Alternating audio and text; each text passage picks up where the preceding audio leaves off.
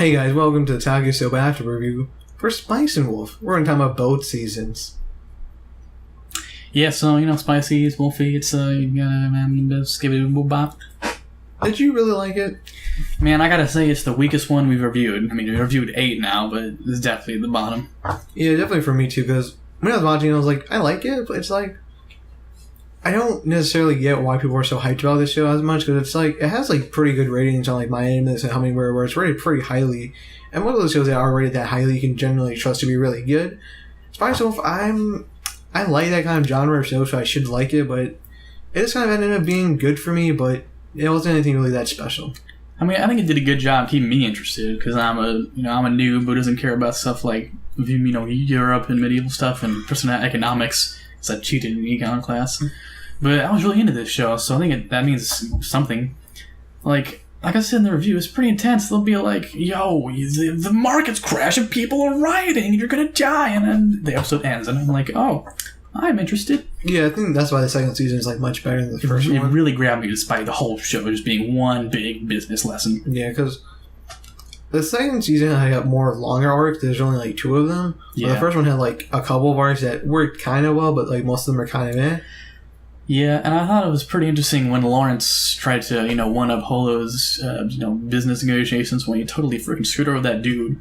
They were like, ooh, did you try to make Holo drunk? Let's get some really shady business deal. And I was like, Lawrence, that's a bit mean. And then he got bit in the ass with it, and that was the major arc. And then he had to find so many loans, and they were like, get out of here. And I thought that was, I don't know, it was interesting. It really put Lawrence in his place. And I was like, yeah, man, that's what you get.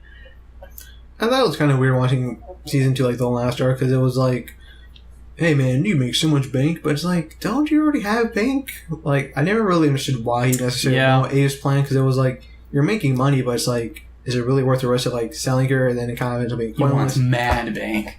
He wants 20 silvers for days, make it hail. Yeah, but it's like, he already has like a lot of money. I don't know. Like, he made a lot of money from the gold thing he did. Dude, that pirate episode went over my head. They were explaining all the deeds, and I was like, I kind of understood it. That was a bit much. I mean, I'm still interested, because they were talking words, and I was like, oh, that's cool. They were talking words. Yeah, they were.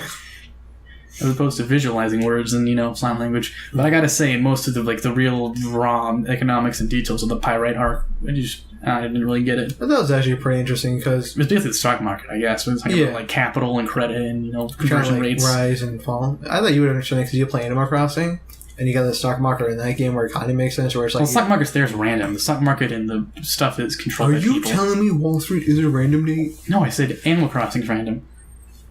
You can't convince the stock market in Animal Crossing. It's literally just random numbers. Actually, I can tell Joe and be like, hey, I'll pay you so much money for this. Yeah, you can't. It's not based on any variable, but there's a lot of variables in the pirate market and a lot of variables in the real life stock market.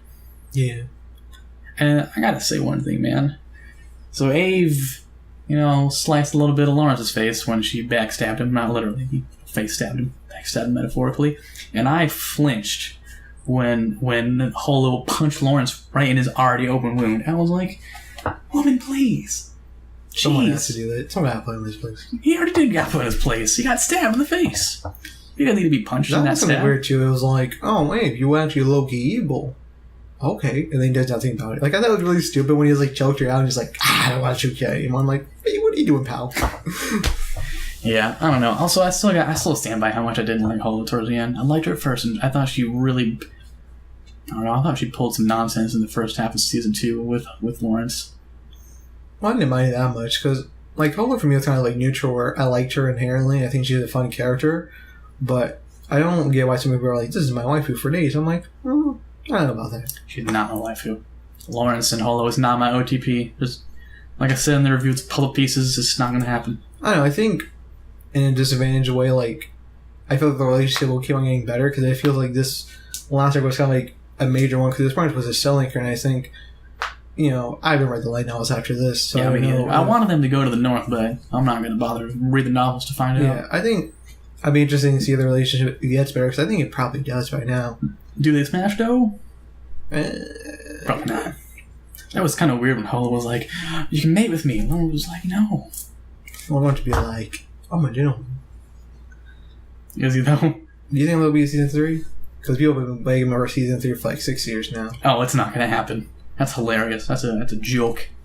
Yeah, I don't know, because I was looking up information because I was curious when the line actually ended, if they have. And the first one actually has ended in 2011. It's been like 5 years. So it's like, if they were going with season 3, they probably would have. Yeah, they would have. But they're actually coming out with a sequel to the light novels. Oh, but they're coming out like this month. So if there was ever a time for there to be a season 3, it'd be now, where the popularity is still like kind of rising for the second series. Or it's like, maybe we should do season 3. But if there isn't, that's fine. We'll post this review everywhere. We'll spark a discussion, and people will be like, Talkisoba is the reason, the catalyst that we got season 3. So yes, but it's like unlisted video that you can't buy without clicking a specific one. Yeah, no, our review will be the catalyst. That's after show. It's gonna be like get like 2 views from Eric and from Stranger. Hey, Stranger. Hey, how you doing? Did you like Spice and Wolf? Let us know in comments. Did you actually give us a yes or no? Like, whenever the main thing I always hear about season 2 for Spice and Wolf is like the ending is very like cliffhanger-y. That's not cliffhanger. It's just not ending. It just keeps going. Yeah, but it's like, I don't know. I guess I was expecting it to be more of a cliffhanger ending because it just seemed like... I don't think it was designed to be a cliffhanger. I think it was just like, well, we're out of material, and the light novels kept going. Yeah, I still just think... I'm glad they did pull and erase, or they just changed it. Even though I like the erase ending, I thought, I think for a race, you kind of have to end it. Plus, I think the gap between when the anime was starting and how little left there was of erase, there's a little bit left. But Spice and Wolf kept going a significant amount past the anime. Yeah, and I think there will be probably enough material for season 3. Yeah, so keep your eye out. Yeah, 2020. 2020. Hindsight's 2020. Ah, yes. Yep. That's it, guys.